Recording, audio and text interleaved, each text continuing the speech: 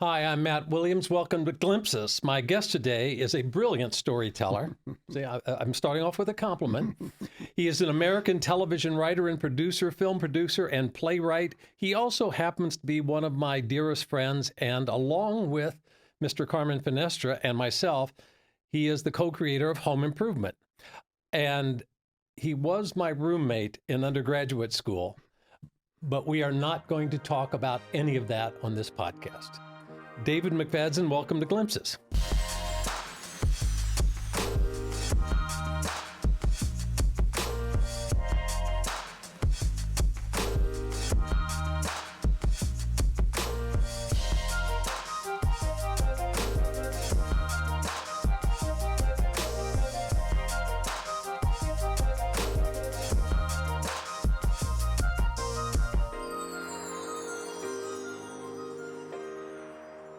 Yeah, well, I'm glad to be here.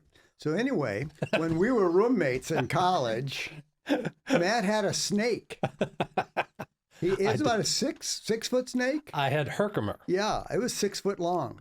And he kept it in a big box, but he would let it run throughout the house. It was from South America. Yeah. It was a boa constrictor. A boa constrictor, yeah. Okay? And he'd let it out of the cage every once in a while, and he'd play with it and all this. And so I'm sleeping on my bed. No, you were actually on the couch. Okay, I was on the couch. You didn't have a shirt on. I didn't have my shirt on. It was hot. And what did you do? I went over and very gingerly just kind of coiled the 6 feet of snake on your chest. And from a dead sleep, you went like this. You know, well, there was a snake looking at me like this, and he looked at me and he dove into my armpit. I thought I was dead. And the reason why? Because it was seeking warmth. And his favorite place, I would curl him around my neck. Oh, I don't want to hear this. No, my favorite, he goes for the armpit. He would take his face and rub it and lock it into my eye socket because it's so warm there. Oh. And the sad story, and this is not what the podcast is about, but I have to tell the story. I had Herkimer, this 6 foot boa constrictor, from high school through undergraduate to graduate school and moved to New York City with a 6 foot boa constrictor in 1976. And about 1977, Herkimer finally died of old age. Oh. And he was in his cage one morning, and he was limp and cold. And so I went, okay, what? Oh, I'm in Manhattan. I don't have a car. How do I get rid of a 6 foot snake carcass? And I thought, well, I'll go over to the East River and just drop Herkimer. And I thought, no, I'll get arrested. So the God's truth, I put Herkimer in a garbage bag. I said a little prayer over him before I did, locked him in another garbage bag. And then I took him out to the front of the tiny apartment and put him in a trash can, not realizing it was 4th of July weekend. There's no trash pickup. Oh my and it was about 98 degrees. And the next morning I went out, I stepped out of the building and went, oh God, what's that smell? And I went, and all the trash cans had been knocked over by street people going through and digging through the garbage. And I found Herkimer's garbage bag ripped open and his little rotting carcass there. Oh my gosh. And I didn't know what to do. I went to the super and I said, I'm sorry, my snake died and he's rotting on your sidewalk. Could you help me? And he got industrial something and wrapped it up and put it behind the boiler till the trash can. But how do you get rid of a 6 foot dead boa constrictor in New York City? I don't know, but I lived with it twice. Once when we were roommates, and then once when we were in summer theater, and my wife was in the house. And I have to say, it sounds frightening, but Herkimer was a very pleasant snake. He was a sweet snake. Yes. We have to talk about Roseanne, because when I left Cosby Show and after A Different World, the first writer I hired on the Roseanne writing staff was David McFadzean. And people said, he's never done television. I said, I know. They go, he's a playwright. I said, yeah, I know. They go, but can he write television? And my thinking was, he's more than put in his 10,000 years. He's written plays repeatedly for so many years. I knew two things. One, you knew your craft and you knew how to lay out a story. And two, I knew you would protect my flank. And I Yeah. seriously, I thought I'm going into Hollywood and I've got someone guarding my flank. But I want to talk about that because you were always writing plays in undergraduate school. Mhm. Then you went to the University of Evansville, of course, with me. But then you went to Illinois State University. Yeah, Talk a little bit about that, where you were on scholarship as an Yeah. actor I was. with a pretty elite group of people. Well, it was very interesting because I got a full scholarship as an actor, and I'm an okay actor. I'm not a great actor. You don't want to see him in tights. No, no. There's little chicken legs. But I got a full ride. I got a per diem, and they paid rent, everything. And I just thought I was in heaven. And all I had to do was I had to do 3 lead roles if they needed me. And then I did some work in the classroom where I would read monologues or do that kind of thing. And I thought, well, this is great. This is terrific. So the first show, one of the first shows I did was Of Mice and Men, where I played George. And I had all these undergraduates around me. So I was kind of the old, the pro. And about 3 weeks into the rehearsal, I started watching these undergraduates, sophomores, juniors, and I said, they're doing something that I'm not doing. They're quite good. Yeah. I was okay. Yeah. But I realized they were making me better. Well, that happened another time, and I went up to the head of the department, and I said, listen, I'll do all the acting you want me to do, but I want to change my classwork to writing. And they accommodated me. They did that. And so I had a whole year of just writing curriculum. Went off. After that, I happened to teach high school. But after I left, this group of people that was huddled around me as undergraduates turned out to be the founders of Steppenwolf. And so John Malkovich. Well, Malkovich came the next year. And, Okay. and we had a friend of ours, Terry Clark, Right. who I called Terry and I said, Terry, he was a wonderful actor. I said, Terry, you need to come and take my scholarship. I'm leaving this year. So he did. He came up and they wanted him. He was quite good. And his first show was auditioning for Willie Loman. Death of a Salesman. Death of a Salesman. And he was going to play the Willie Loman part. Right. And he was up against John Malkovich. And he beat out John Malkovich for the role. And Gary Sinise was hanging around. I acted with Gary Sinise's wife, who was a lovely actress herself. All right. And I realized at that point I had dodged a bullet. But you not only wrote plays in undergraduate school, you changed your curriculum. Mm-hmm. Before I want to talk about you and Liz touring the company, but before I do that, it's interesting. I was trained as an actor director, never trained as a writer. You started as an actor. How does the acting training inform the writing for you? I've thought a lot about this, and one of the things that it has done is it put me inside the writing as an actor. Right. I had to make the writing work as an actor. And when I became a writer, 2 things happened. One is I realized there was a point in writing a script and in a production where the actor knows more about the part than I do. Yeah. Because they've been working on it. So where they were learning from me to begin with and what I wrote, I begin to learn from them. And I begin to see things that I didn't even realize I had put in there. And so you generate this respect back and forth because it's a collaborative experience. It's not just, oh, you wrote a great play. No. You had a great production. That's Right. the most important thing. And that takes everybody from director, stage manager, lighting, actors. That takes everybody to do that. And you can't take credit for that. You are the starting point. You're not the ending point. But also, I think when you have studied acting or directing and you start writing, and I truly believe every actor should be forced to write and every writer should be forced to act at Yes. some point, you start writing dramatic intention Yeah. and action and illustrative behavior as opposed to my words. He didn't say Yeah. the parrot, Right. and you get hung up on the words as opposed to what's the essence of the scene? What is the intention here? You learn to write actable actions. Yes. Not just informational actions. Right. And not just emotional actions. Right. That there's something much deeper going on in that. And that's the point at which I began to realize I had a motivation for every line that I wrote. And there Right. was something that was happening there besides just saying lines to each other. But that's when I began to realize there's even more there than I knew. Now, I want to talk about your more than 10,000 hours, because after you left, your wife, Liz McFadzean, brilliant actress, you two were touring the country in a van, and you were writing children's plays. Yeah. And you were going to churches and theaters around. Talk about that, because that to me is like no coward stuff. When somebody asked Noel Coward, I can't remember which play, how do you become a playwright? And he says, you go to the provinces, you write one play that fails and another, and you go here, and then finally you write one that works, and you become a writer. So you were touring the country for how long? We actually did the show for 3 years, and we toured the country for 2 years out of a Volkswagen pop-top camper. Okay. We did 300 shows a year.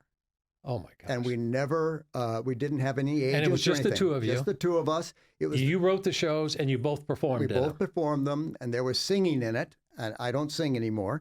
Thank God. But what was interesting, at least to me, about it is that in that 2 years, we did performances in churches, in living rooms, in schools, public, private. We did in all different levels of people. We did it in prisons. We did it in hospitals. We did it in nursing homes. And in one nursing home, we were performing, and they were bringing people in on gurneys and wheelchairs hooked up to IVs. And I thought, this is not a good idea. It was a sort of a Godspell kind of thing. So we were in overalls and patches. It's Christian-based. Christian-based. And probably like a one act, an hour show or so? It was about 40 minutes. Okay. And so we did stuff like, give me a little leniency here, but we did the Good Samaritan kind of as a first rap, actually. It sort of went, down the road walked a man alone, shooby-wop, wop, shooby-wop. Far away from his house and home, shooby-wop, wop, shooby-wop. And so we did the whole story like that. And you're the original gangster. What's going on here? Exactly. Sup, man?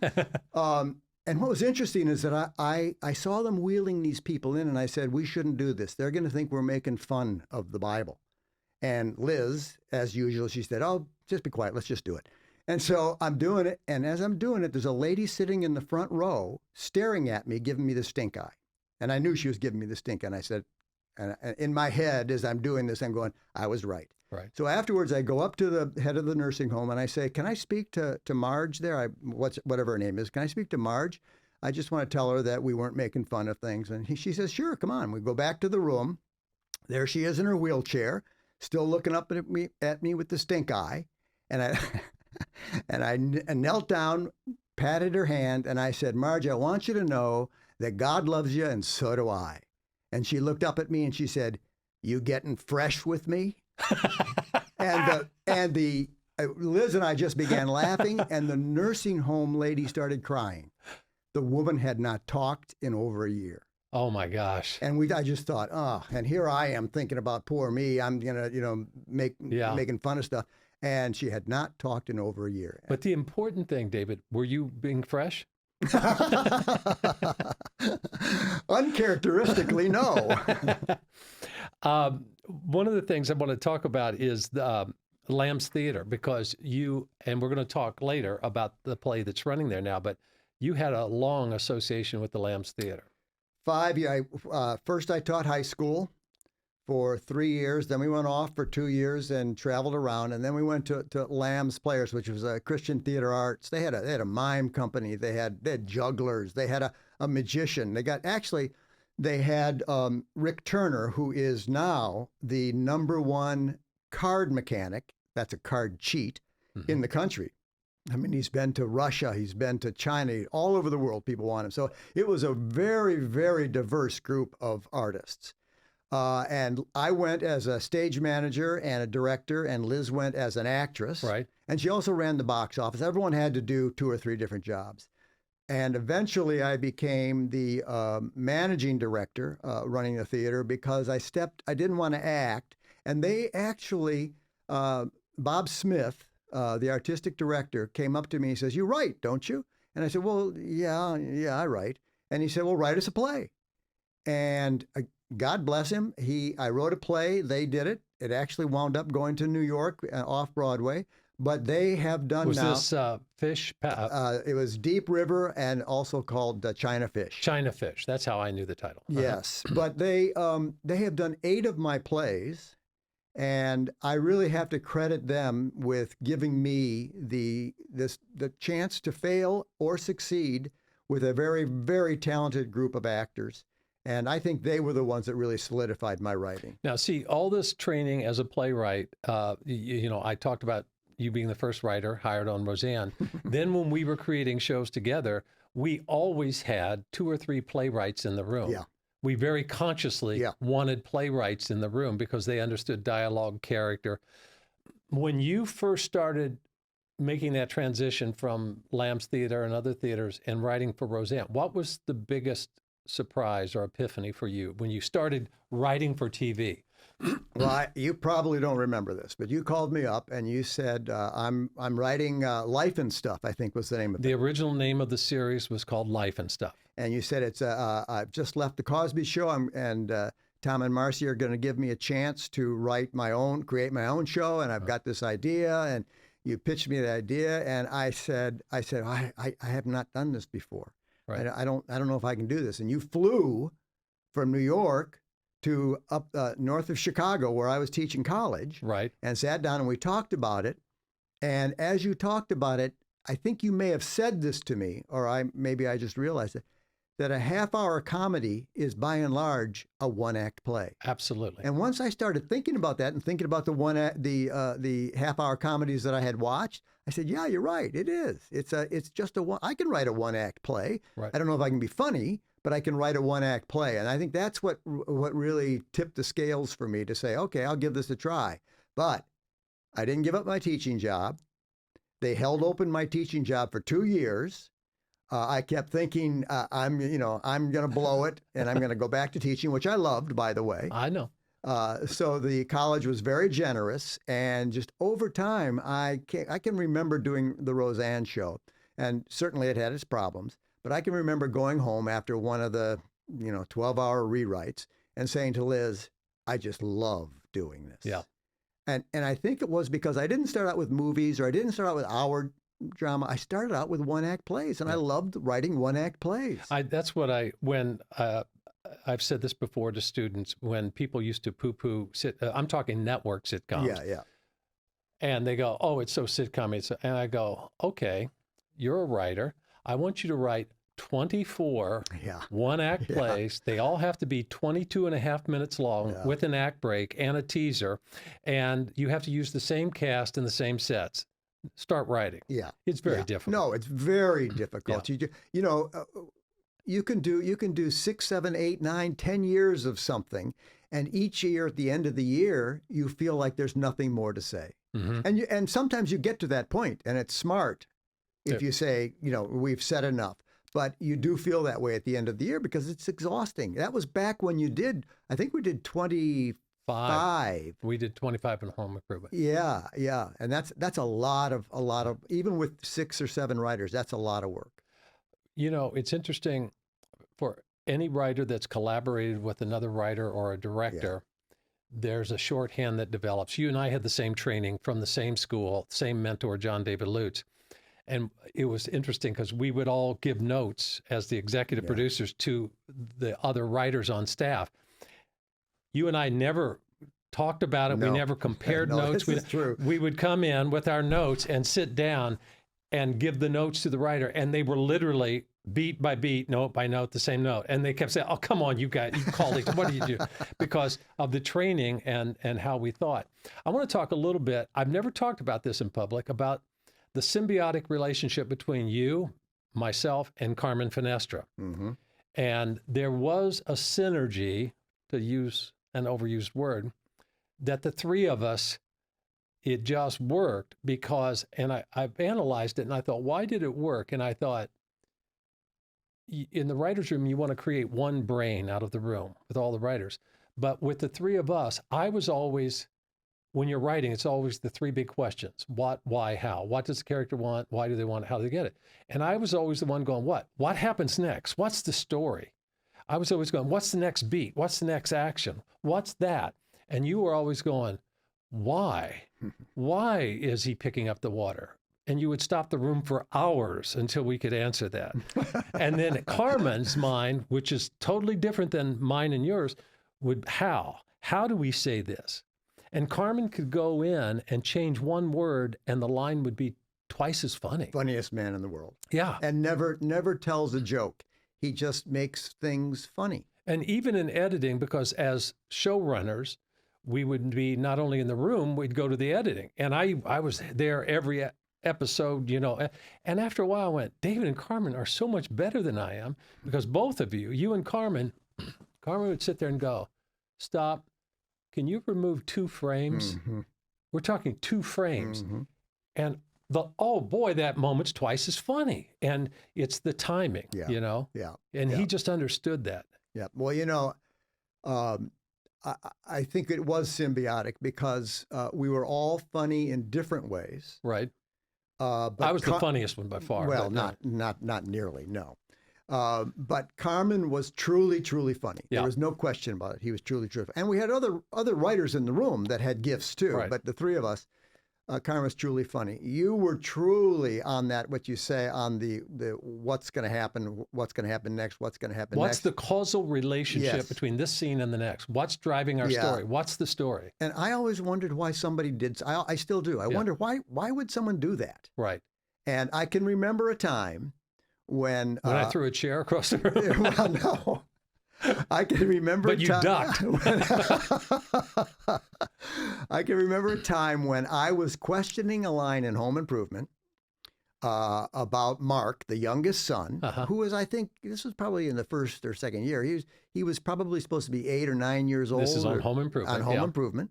And and Billy Reback, who was very funny, very funny, I said, you know, on this particular line, I don't think Mark would say that. And Billy said, he would if we write it, because I've been holding up the room on that kind of thing. Well, and to quote Billy, we were at a late night rewrite, and I was going, what's the story? And I went, guys, I said, dramaturgically, this is where the scene ends. Dramaturgically, he goes, yeah, but unfortunately, this is where the comedy begins. Keep the rest of the scene. Yes. So when you write your process, I always ask any artist that I talk to, is there a spiritual aspect to your creating? And television, that's hard because it's such a grind. It's such a machine. You're feeding the beast. But when you are left to your own devices, is there a spiritual component to the writing process? Well, there is, and it's very hard to describe. But there are times, and I think all writers have this, whether they would define this as spiritual or not. There are times when you're stumped, and you go get a cup of coffee or something, come back, and suddenly the idea is there, and you just go, wait, where did that come from? Now, I happen to assign that to a spiritual moment. But I understand those that just say, well, wait, you've been thinking about this so long that of course you come up with that. Right. So that's one. But the other one is that I realize when I don't write for a couple weeks or something, my personality changes. I get a little grumpy. You get nice? You're actually funny and charming instead of your usual self? Well, that too.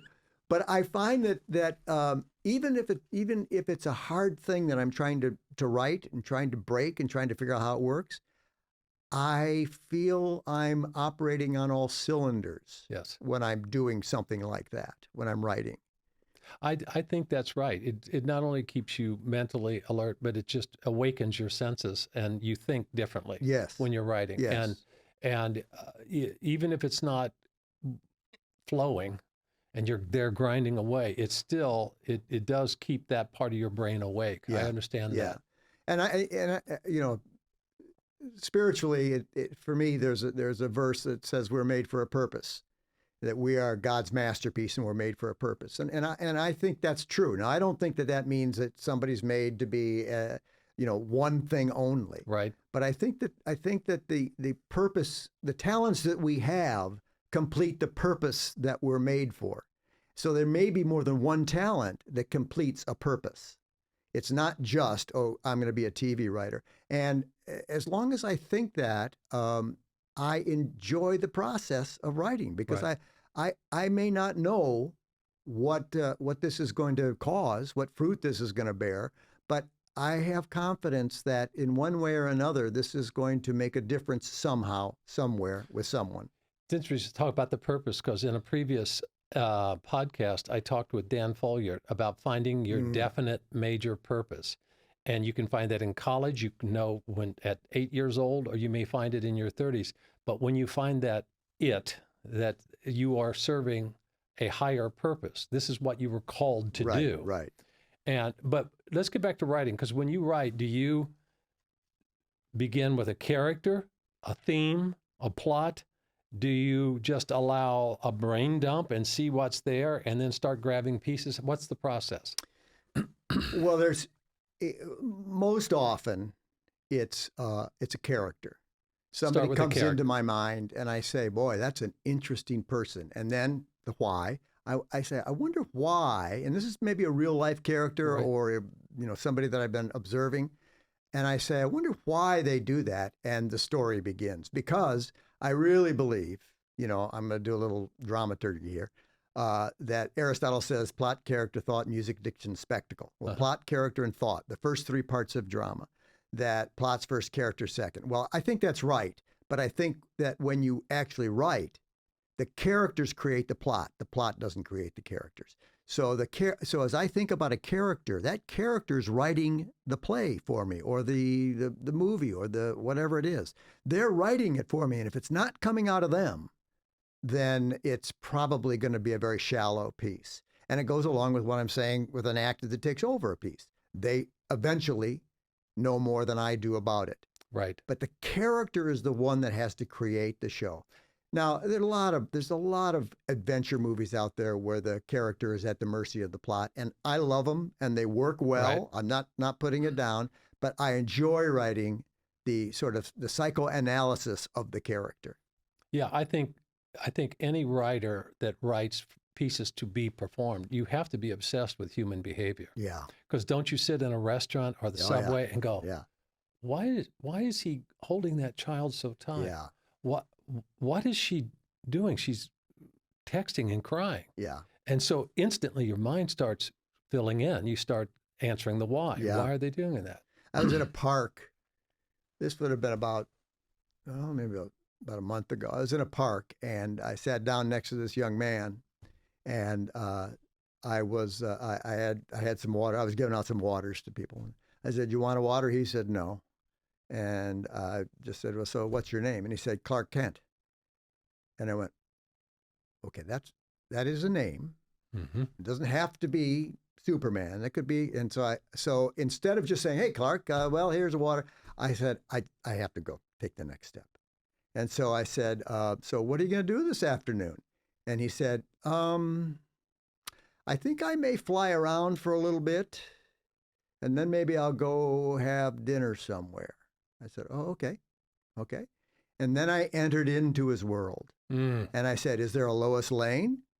And he said, "Yeah, there was, but not anymore." And for the next 20 minutes, he was in and out of who he really was and Clark Kent. So and I asked about his family, and he said, "Well, they live in the area."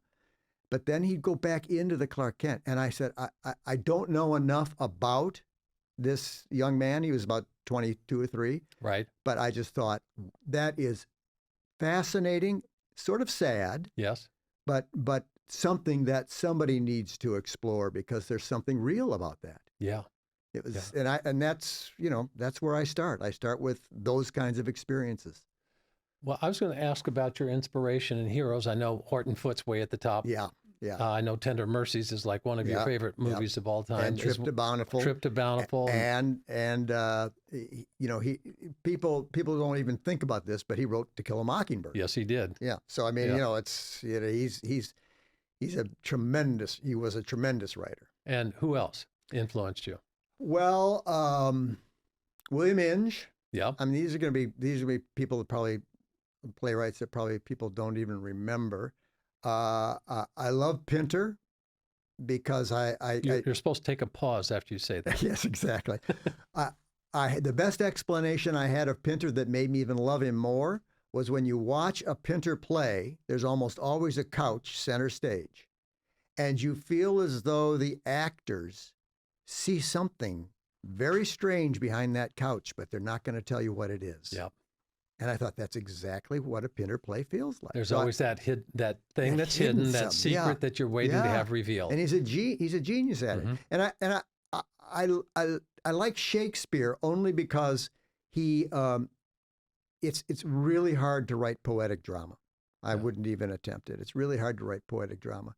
And you know, the fact that what is he? I don't know how many plays he's had, but the fact that he is so marvelously expressive in that genre always interests me, because my first place that I started, the reason I'm a writer is because of Bob Dylan. I loved his songs. You've never told me that. Oh, yeah. I didn't know that. Yeah. I mean, I love the 50s and 60s. We've talked about this, 50s and 60s music. I love it. I love all those groups and everything. When I heard Bob Dylan, I said, something real is happening here. Not just entertainment, something real.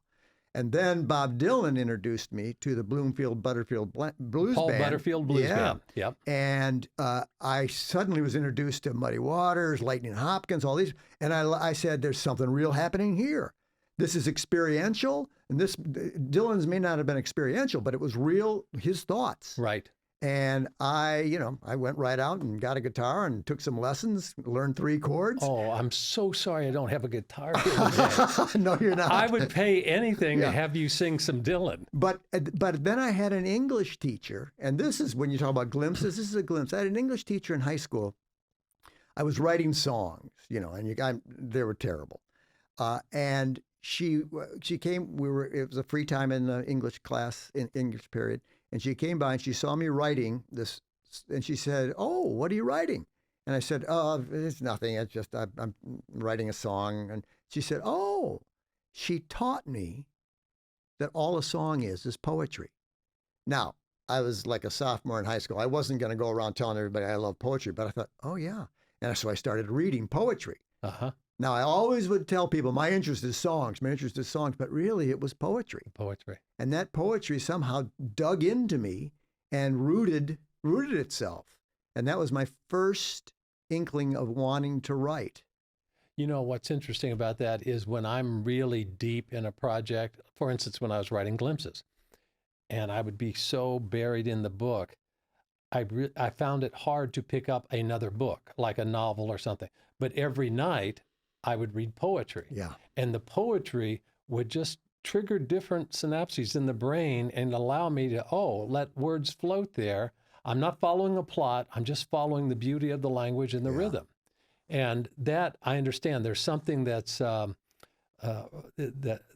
is, it's like freedom or a release that, allows you to expand your mind. So, but it also taught me, although I didn't know it was teaching me this at the time, but years later, I began to realize that the idea of subtext, yes, the idea of emotional value, the idea of just actual meaning, and that all 3 of those things woven together, poems do that really well, because you kind of, in good poems oftentimes, even if it's a simple poem, you think you've got it. Mm-hmm. And if you just stay with it a little while, you go, I didn't get it. There's more there. Who's some of your favorite poets? Well, the first actual poet that I went out and bought a book for was Theodore Roethke. Okay. And from that point on, there was a whole group of, I can't remember all their names, but there was a whole group of poets from his time. And I loved it because he had a poem that was basically 2 writers saying, "Don't give us awards. It destroys who we are. It makes us think we're something that we're not. We are simply writers with something to say. We're not to be awarded stuff." Right. And I thought I liked that. Yeah. Although I wouldn't have mind winning an Emmy. No, not in the cards. I find as I get older, Mary Oliver, of course. Yeah, Mary Oliver's great. Langston Hughes. Yeah. Going back and reading, and I'm just a huge fan of Billy Collins because of his whimsy. He just makes me laugh. He's a remarkable poet. I mean, Yeah. Mary Oliver and Billy Collins, two different kinds of poets, Yeah. but in many ways the same thing. They have the appearance. They have a simple appearance. Yes. And a deep thought. Yeah. And it's poems you can keep with you. Yeah. And that you can think about and, open different doors and different windows and find different things out. So yeah, both of those are excellent. Yeah. And I find as I get older, that's all I want to do is read. Yeah. People, especially my students, go, well, have you watched this? And I go, after working for 36 years in TV, when I sit down to watch a TV show, it's like going to work. I sit there and go, why did they do that? Why? How come they blocked it that way? And unless the show is so good, like a Ted Lasso, where I just give over to it and do that. It is difficult to immerse yourself once you've been in the process. I mean, I sit and watch TV with my wife, and I go, "Oh, bad cut." Yeah. All of the not continuity. Whoever's why in charge, did they like that? That's right. That's right. I Yeah, know. exactly. Yeah. Exactly. And so it is difficult. Yeah. All right. You have to talk about what's going on at the Lambs right now. You've got a play that's running. This old guy has written a new play, and it's called Jane, and it's a mystery based on Jane Eyre. Jane Eyre. And is it a pure adaptation, or is it just a fabrication using that story and premise? Well, anytime you touch classic literature and transform it, you're taking a risk. Yes. And so I knew that no matter how I did Jane Eyre, I'd be taking a risk. I could have just done it as just a Victorian, sitting room drama, right? Done it like that, and I still would probably get battered. So I decided, well, what do you want to do? I said, well, first I want to take the Victorian aspect away, not because it's anything wrong with it, but because the Victorian aspect to modern audiences has a real straitjacket feeling to it. Yes. So I said, I'm going to take that away, but I'm going to keep the dialogue. So Charlotte Bronte has, I know her as Charlotte. You know of course. Char. Yeah, Charlotte. Char. We're tight. There's Cher and Char. Yeah, Char. So, I would say 60-70% of the dialogue is her dialogue. Okay. I mean, I make some adjustments, but basically I wanted it to be the Jane Eyre story. I wanted it to be very true to the Jane Eyre story. But I said it in the 1920s because I wanted to have a different sort of backdrop to it that we weren't expecting a bunch of snobby, nose in the air kind of English gentry. So you said it in the 1920s because you didn't want snobbish gentry folks. So because every generation has the types of people that are in this show. Right. But what we do when we remake it in that generation, I think we don't know that Victorian character very well, so we make them more Victorian than could be, actors and writers. Anyway, so I put it in the 1920s because I wanted some freedom to it. There's still the same story, and then I decided that I didn't want to have a Victorian house set. Mm-hmm. So, and this was a big gamble, and it made it really difficult on the production. There is really no set.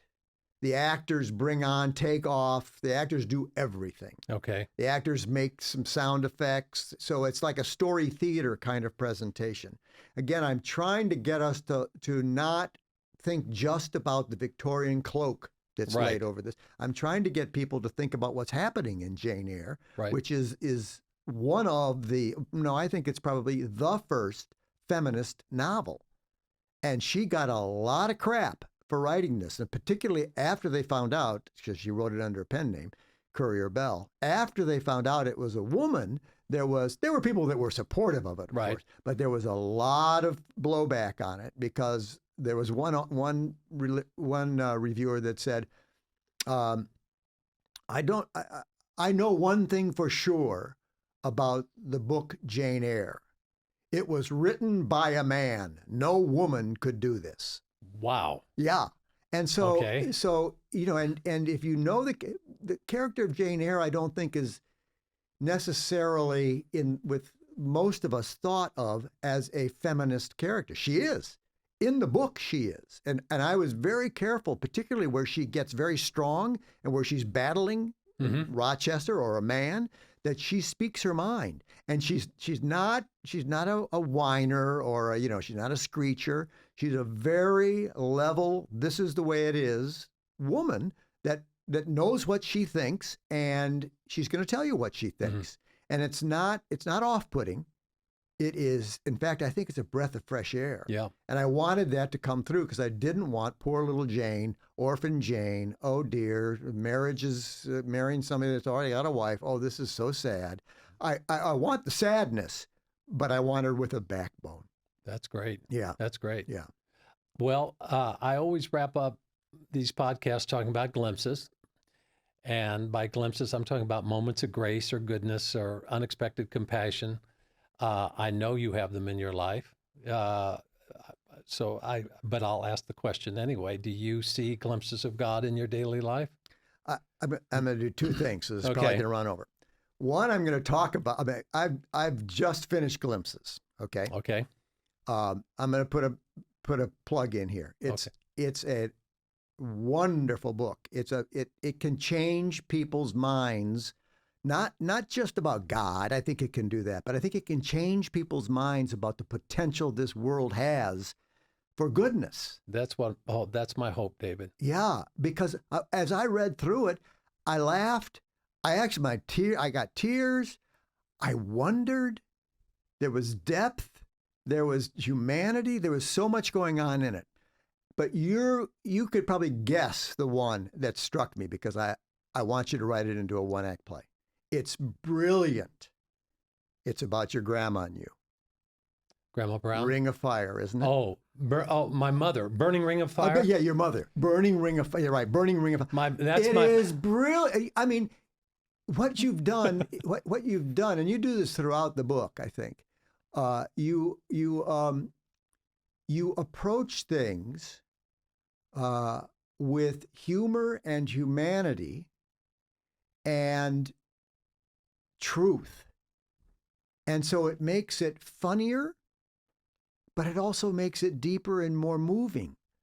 And that one, I'm sure there'll be people who read and say, well, they're talking about God and all that. When you talk in that one, there is such humanity to that and humor together. And it's a one-act play. Yeah. If Horton Foote were alive, I would be sending it to him right now and say, write this. So your book was a glimpse for me because it reminded me that humanity is everywhere, always. Right. I just don't see it. So one of the, I've had women in my life. I told you about my English teacher. Yes. That said it's poetry, and I was kind of going, no, I don't want it to be poetry, but she started me on that. Then there was, Mabel Nineker. Mm-hmm. I was famously an 8-year undergraduate. Yes. And by the way, the truth for the audience, one semester, his only class was tennis. That's right. But you were getting your 10,000 out. You were writing plays that whole time. I was writing plays that whole time. But what was your grade in tennis, by the way? I don't know my grade. I think probably got a B or something. But I have to tell you this, God's truth. There was a guy on the tennis team in the class taking tennis to get some credit. I beat him. Now, I don't tell you about the 30-mile-an-hour wind that he was playing into because we didn't switch sides, but I beat him and he was not happy. Okay. I was not a good tennis player, but I was there 8 years, and in my 8th year, in the 7th year, summer of my 7th year, I got a call from the registrar while we were rehearsing a play for summer theater. And she wanted to see me, Mabel Nineker. And I knew what it was about. I knew that she was going to say, David. She was your angel. Oh, she was an angel, but I thought she was a devil here for a while. Because I thought, well, she's going to tell me that I have debts and everything else. She's going to tell me I have to leave. You've been here too long. And she would have been absolutely right. So I walk into her office. She sits me down. She slides a piece of paper across the desk. I pick it up. I look at it. She says, "That's every class you need to graduate next year. I'm retiring, and so are you."